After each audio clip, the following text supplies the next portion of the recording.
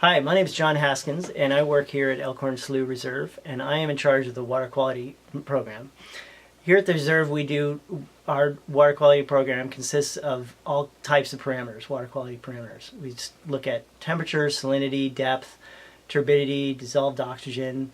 In addition, we also do the nutrients, so nitrate, phosphate, ammonia, and chlorophyll. And this program has been going on for many, many years. And what we've come up with is to figure out how the water quality is changing over time. We've come up with a water quality report card. And in years past, we've just had the report card itself, this paper version.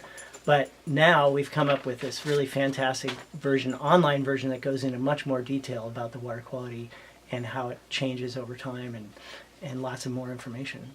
Okay, here we are on the water quality report card page of the elkhornslough.org website. And here we have combined all of our water quality data into water quality scores for multiple years. And I will go through a little bit to show you how this website works. It's pretty cool. First thing you see is all the different colors, and on here we see the scores ranging from an A through an F, corresponding to the data on here. Each of the sites get a score. You can click on the site and figure out what that score was. We can see, for instance, this reserve bridge got a C minus. All of the individual parameters have scores themselves. These scores are all calculated based on a threshold. So each individual parameter has an individual threshold. The score is based on how often that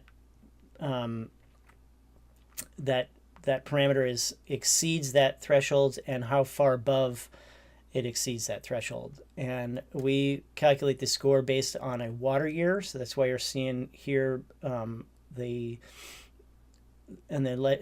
graph going from October to September, and it ends. We call the water year the ending year. So this is September of 2017. So it's water year 2017. Each parameter, there's two parameters that actually have two thresholds, because dissolved oxygen, we actually don't want it to go above point, but we also don't want it to go too low, because obviously dissolved oxygen going too low would be a bad thing for the critters. And there are some times these gets a 100% because it never goes above this threshold for the whole year. The line here is actually the rainfall for that year. And then the final thing I wanted to show you is if you click on the score itself, you will get the time series graph of the scores through time that site got. And so you can see it changes over time that for that score, that site. Let's see. The other thing I wanted to show you is if you back out of this, you can go to not just the 1 year, but you can go to multiple years all the way back. We started this in 1990.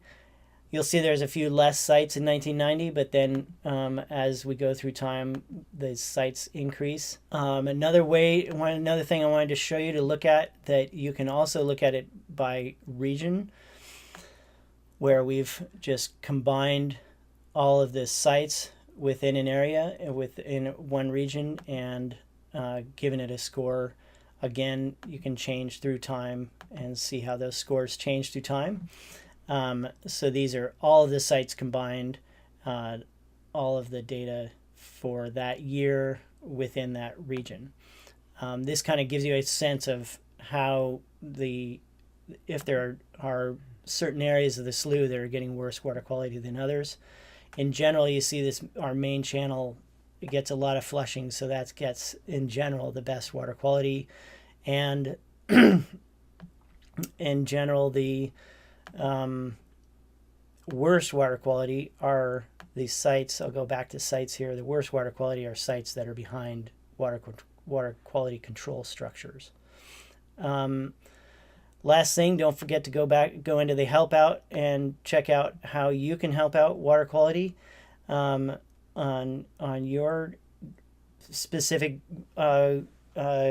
site or watershed. And don't forget to join us and become a member at the Elkhorn Slough Foundation. Thanks a lot, and keep the water clean.